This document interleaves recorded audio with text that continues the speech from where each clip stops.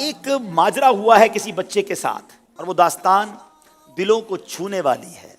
اس داستان سے ہمیں کیا سیکھنے کو ملے گا، آئیے آپ کو انشاءاللہ دکھاتے ہیں. ایک شخص کے ہاں بیٹا پیدا ہوتا ہے.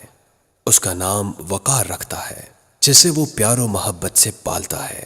کچھ ٹائم بعد وقار بیٹا اپنے باپ کی آواز پر کوئی توجہ نہیں دیتا تو وہ شخص بیٹے کا چیک اپ کرواتا ہے تو پتہ چلتا ہے کہ اس کا بیٹا قوت سماعت و گویائی سے محروم ہے. یہ سن کر اس کا والد افسردہ ہو کر بیٹھ جاتا ہے اور سوچتا ہے کہ اب میں اس گونگے بہرے بچے کا کیا کروں. گویا اس کا دل اس بچے سے اچاٹ ہو جاتا ہے. کچھ عرصے بعد اللہ پاک اسے ایک اور بیٹے سے نوازتا ہے جس کا نام فرحان رکھتا ہے، جو بالکل ٹھیک ہوتا ہے. اب یہ اپنے اس نارمل بیٹے کو بہت ناز و نخروں سے پالتا ہے، اس کی ہر خواہش و ضرورت پوری کرتا ہے، جبکہ اپنے ڈیف بیٹے کے ساتھ اچھا برتاؤ نہیں کرتا. اب بیٹے بڑے ہو رہے ہیں. جوں جوں دن گزرتے گئے اس بچے کی محرومی بڑھتی گئی.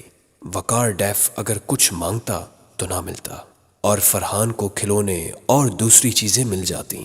وقار کی عمر اب 18 برس ہو گئی، لیکن اسے بس یہی سننے کو ملتا کہ تم ڈیف ہو، آپ اپنے بھائی کے ساتھ رہا کرو. وقار احساس کمتری کا شکار ہو کر یہ اپنے بھائی سے اشاروں میں غصے میں بولتا ہے، کیا میں کسی کام کا نہیں ہوں؟ میں کچھ نہیں کر سکتا. ہر بات پر، ہر معاملے میں ابو آپ کو ہی مجھ پر ترجیح کیوں دیتے ہیں؟ اس کے والد وقار ڈیف بیٹے کو جھگڑتے ہوئے دیکھ کر گھر سے باہر نکل جانے کا اشارہ کرتے ہیں.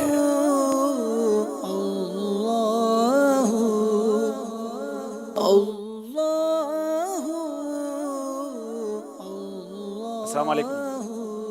آپ کیوں رو رہے ہیں؟ میرے ابو نے مجھے گھر سے بھگا دیا. وہ کہتے ہیں کہ آپ ڈیف ہو، آپ کچھ کر نہیں سکتے. بچپن سے ہی میرے بھائی جو نارمل ہے، بول سکتا ہے، اس سے محبت کرتے ہیں، لیکن مجھ سے محبت نہیں کرتے. کیا ہم بوجھ ہیں؟ آپ بتائیں کہ میں کیا کروں؟ آپ روئے نہیں، آپ روئے نہیں. میں انشاءاللہ سمجھاتا ہوں اور میں بات کرتا ہوں، آپ کا مسئلہ حل کرتا ہوں، پریشانی دور کرتا ہوں. انشاءاللہ فیضان بھائی جو ہیں آپ کو انشاءاللہ اپنے ساتھ لے جاتے ہیں، اور جو ہمارے اسلامی ان کے والد صاحب سے پہلے اجازت لے لیں اور ان کے والد صاحب سے اجازت لے کر ان کو دعوت اسلامی کے مدنی کاموں میں انوالو کریں، کسی شعبے میں بھی انشاءاللہ ان کی ترکیب بنائیں. وقار اب فیضان مدینہ میں اسپیشل پرسنز کے نماز کورس میں شریک ہو کر وضو، غسل، نماز و دیگر مسائل سیکھتا ہے.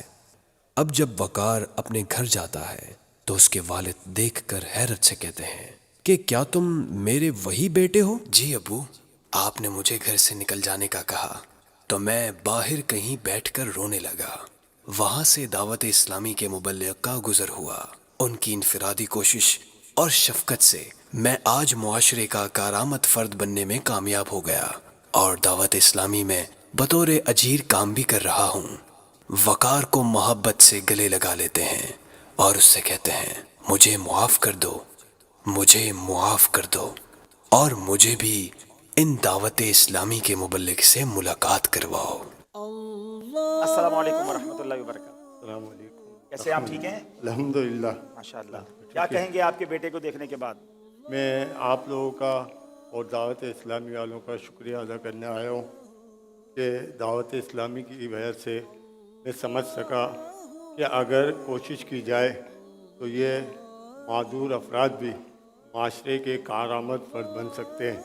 میں دعوت اسلامی کا شکریہ ادا کرتا ہوں کہ میرے بیٹے کو آپ لوگوں نے ایسا بنا دیا. ماشاءاللہ. شکریہ دعوت اسلامی کا. بہت شکریہ. الحمدللہ. یہ ہے آپ کی دعوت اسلامی جو ان معذور افراد پر کس طرح کام کر رہی ہے. صرف اس پر نہیں، یہ صرف وقار پر کام نہیں ہوا. ہماری دعوت اسلامی میں کئی ایسے نابینا ہیں جو آج عالم دین بن گئے ہیں، ایسے نابینا ہیں جو حافظ قرآن بن گئے ہیں، پیروں سے اور دیگر چیزوں سے معذور افراد ہیں جو الحمدللہ آج معاشرے کے بہترین فرد بن کر اپنا حلال روزگار بھی کما رہے ہیں.